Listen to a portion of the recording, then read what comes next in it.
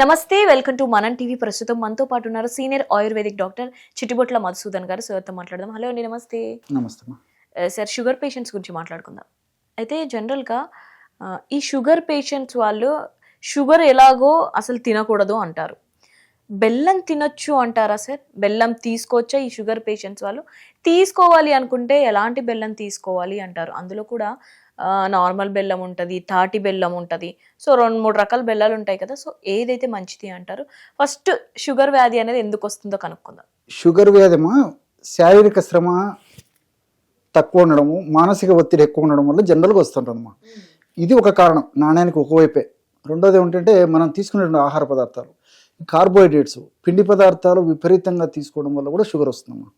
తర్వాత స్వీట్స్, ఇవి తీసుకోవడం వల్ల జనరల్గా వస్తుంటుంది. శారీరక శ్రమ లేకపోవడము, ఆహార పదార్థాలు కూడా ముఖ్యంగా పిండి పదార్థాలు, ఈ స్వీట్స్ ఎక్కువ తీసుకోవడం వల్ల వస్తుంటుందమ్మా. ఇన్ జనరల్గా వచ్చేది.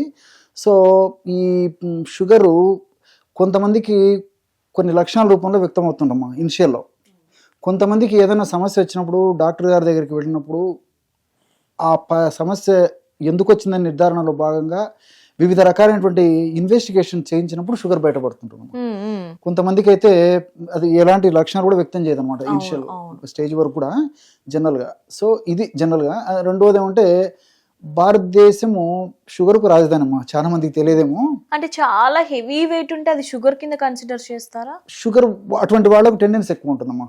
వెయిట్ ఎక్కువ ఉన్నటువంటి వాళ్ళలో ఇన్సులిన్ రెసిస్టెన్స్ వచ్చేస్తుంది అనమాట.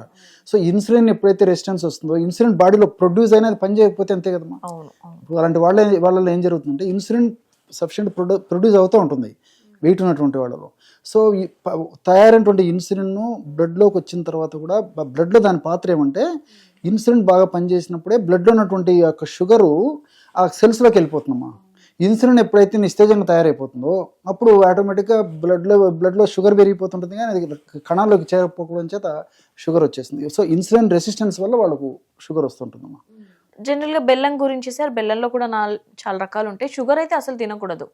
సో బెల్లం తినొచ్చు అంటారా? సో అమ్మా, చెరుకు నుంచి వచ్చిందమ్మా బెల్లం.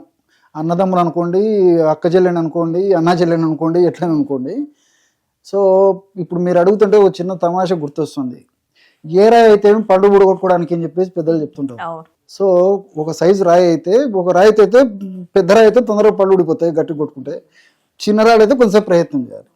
సో ఇది కూడా పంచదార, బెల్లము ఇవన్నీ ఏంటంటే అన్నీ షుగర్ని పెంచేవమ్మా.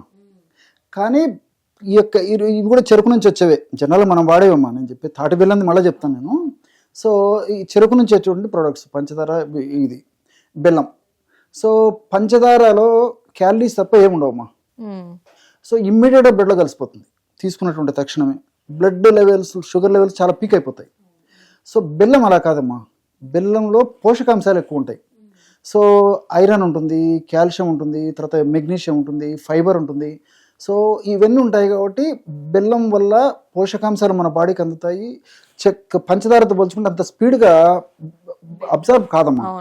సో కాబట్టి కొన్ని పరిధులు, పరిమితులకు లోబడి కొంత ప్రమాణంలో ఎప్పుడో ఒకసారి, అది కూడా షుగరు కంట్రోల్ ఉన్నప్పుడు ఎప్పుడో ఒకసారి వాడుకోవచ్చు.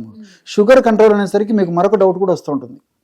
ఇప్పుడు షుగర్ 3 నెలల సగటు తీసుకోవాలి, దాన్ని HbA1c అంటారమ్మా.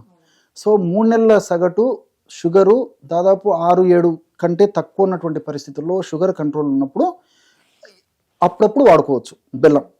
దానికంటే కూడా తాటి బెల్లం ద వెరీ బెస్ట్. బెల్లంతో పోల్చుకుంటే తాటి బెల్లం మరీ మంచిదమ్మా. సో ఈ తాటి బెల్లం కూడా, ఇది కూడా అంతేమ్మా. HbA1c లెవెల్స్ నేను చెప్పినటువంటి పద్ధతిలో 7 లోపు 6-7 కంటే తక్కువ ఉన్నప్పుడైతే పనికి వస్తుందమ్మా. సో ఈ లెవెల్ దాటిపోతే మాత్రం తాటి బెల్లం కూడా వాడకూడదని వైద్య ప్రపంచం కూడా చెప్తుందమ్మా. సో ఇంకోటి ఏంటంటే, బెల్లము, ఈ యొక్క తాటి బెల్లం రెండు గమనించినట్లయితే ఈ గ్లైసిమిక్ ఇండెక్స్ అని చెప్పేసి, ఈ గ్లైసిమిక్ ఇండెక్స్ తాటి బెల్లానికి తక్కువమ్మా, దీనికి ఎక్కువ. సో ఇది త్వరగా బ్లడ్లోకి వెళ్ళిపోతుంది. మామూలు చెరుకు నుంచి వచ్చినటువంటి బెల్లం. తాటి బెల్లం స్లో. సో కంపారిటివ్లీ ఆ బెల్లం కంటే తాటి బెల్లం మంచిది. అట్లా అని చెప్పేసి షుగర్ వచ్చినటువంటి ప్రతి ఒక్కళ్ళు బెల్లం వాడాలని చెప్పేసి వైద్యులు ఎవరు సలహా మరి టీ కాఫీలు ఎలా సార్? టీ కాఫీలు తీసుకోవచ్చా వాళ్ళు? టీ కాఫీలు తీసుకోవచ్చమ్మా. షుగర్ అంటే ఈ పంచదార వాడుకోకుండా ఇది కూడా పరిధిలకు పరిమితులు లోబడి ఎప్పుడో ఒకసారి కావాలంటే ఇంత బెల్లం వేసుకొని తీసుకోవచ్చు. అది రెగ్యులర్ గా ఎక్కువ ప్రమాణంలో పనికిరాదు.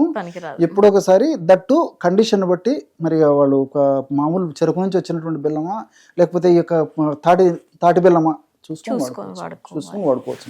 ఏదైనా హోమ్ రెమెడీ చెప్పండి సార్ షుగర్ పేషెంట్స్ వాళ్ళకి. కాకరకాయ పొడి, మెంతులు, పసుపు పొడి, జస్ట్ ఈ మూడేమా.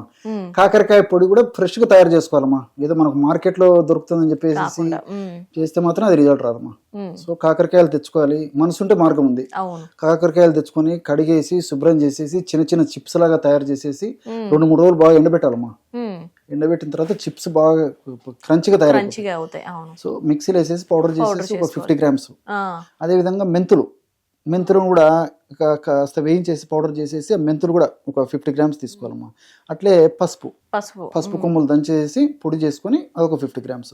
సో కాకరకాయల పొడి, మెంతి పొడి, పసుపు ఈ 3 ఒక్కొక్కటి 50 గ్రామ్స్ అన్ని కలిపేసేస్తే బ్రహ్మాండంగా షుగర్ ను కంట్రోల్ చేసేటువంటి ఔషధం రెడీ అయిపోతుందమ్మా. ఆ 3 కలిపేసి ఒక గాజు సీసాలో నిల్వ ఉంచుకొని రోజు 2 టైమ్స్ ఆఫ్టర్ ఫుడ్ భోంచి ఆహారం తర్వాత జస్ట్ ఒక 10-15 మినిట్స్ ఆగిన తర్వాత జస్ట్ ఒక 50-100 ml వాటర్లో ఒక 1/2 టీ స్పూన్ అందులో కలిపేసి తీసుకోవడం వల్ల షుగర్ నియంత్రణ ఉంటుంది. ఇంగ్లీష్ మందుల యొక్క డోస్ కూడా తగ్గించవచ్చు దీనివల్ల. రోజు అట్లా తీసుకుంటూ ఉండొచ్చమ్మా. అండ్ దీనివల్ల మరొక ఇది కూడా ఉందమ్మా, మల్టిపుల్ బెనిఫిట్స్ ఉంటాయమ్మా దీనివల్ల. సో షుగర్ వస్తే అంటే దాదాపు మోర్ దెన్ 90% ఆర్ 99% కూడా డ్యూ కోర్సులో అనేక రకాలైన సైడ్ ఎఫెక్ట్స్ కూడా షుగర్ వల్ల వచ్చే పరిస్థితి ఉంటుంది.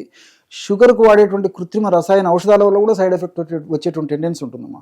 సో ఈ మందులు వాడుకోవడం వల్ల ఆ షుగర్ నియంత్రణలో ఉండడమే కాకుండా భవిష్యత్తులో వచ్చేటువంటి సైడ్ ఎఫెక్ట్స్ కూడా కంట్రోల్ చేస్తుందమ్మా. అదేవిధంగా వచ్చినటువంటి సైడ్ ఎఫెక్ట్స్ కూడా త్వరగా తగ్గేందుకు కూడా ఇది ఉపయోగపడుతుందమ్మా. సో మల్టిపుల్ బెనిఫిట్స్ ఉంటాయి కాబట్టి ఇప్పుడు సైడ్ ఎఫెక్ట్స్ ఏమి ఉండకుండా మంచిగా చెప్పిన మీరు అడిగినారు కదమ్మా, ఈ హోమ్ రెమెడీ బాగా పనిచేస్తుంది. Right sir, thank you.